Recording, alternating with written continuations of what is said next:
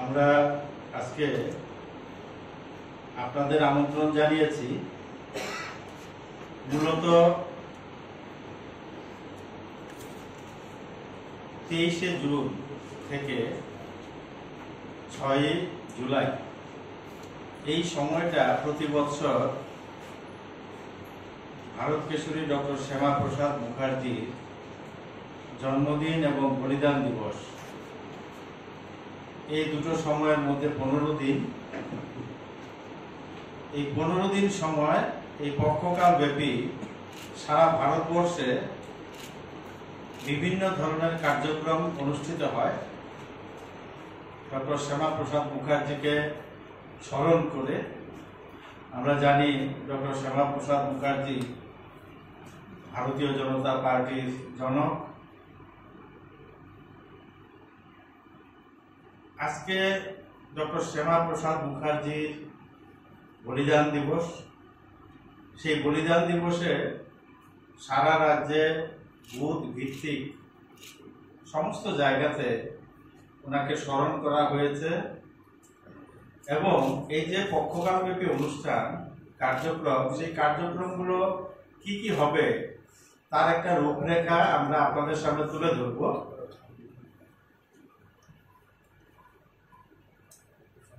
আমরা 15 দিন ব্যাপী যে কার্যক্রম দেওয়া হয়েছে তার মধ্যে আজকে বলিদান দিবস আমরা উদযাপন করেছি।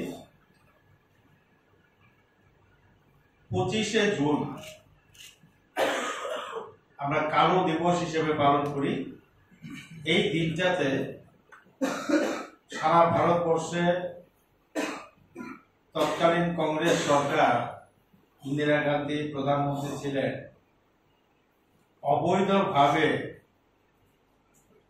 সংবিধানকে কাজে লাগিয়ে জরুরি অবস্থা জারি করেন এবং লক্ষ লক্ষ মানুষকে গ্রেপ্তার করেন, হাজার হাজার ভারতবর্ষের প্রথম সারির নেতৃত্বকে কারাগারে আবদ্ধ করেন।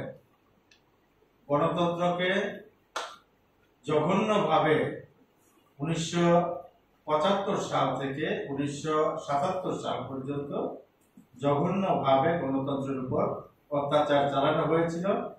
তাকে কেন্দ্র করে এই 25শে জুন সারা ভারতবর্ষে বিভিন্ন কার্যক্রম হবে। আমাদের ত্রিপুরা রাজ্যে আমরা প্রত্যেক জেলাতে আলোচনা সভা হবে সমাজের বিশিষ্ট ব্যক্তিদের নিয়ে এবং সেখানে নির্দিষ্ট বক্তারা যাবেন,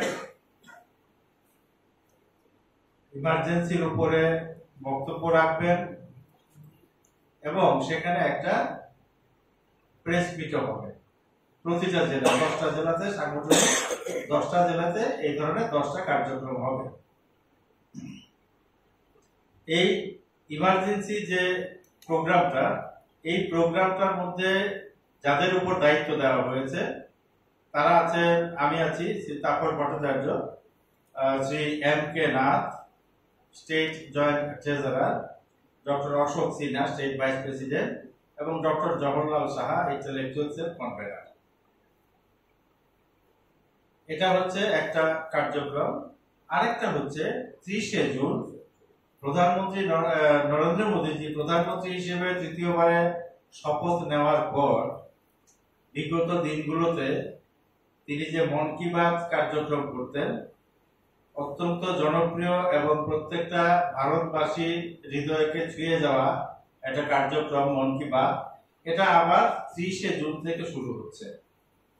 30শে জুন মন কি বাত অনুষ্ঠান সারা ভারতবর্ষ হবে এবং এটা কন্টিনিউ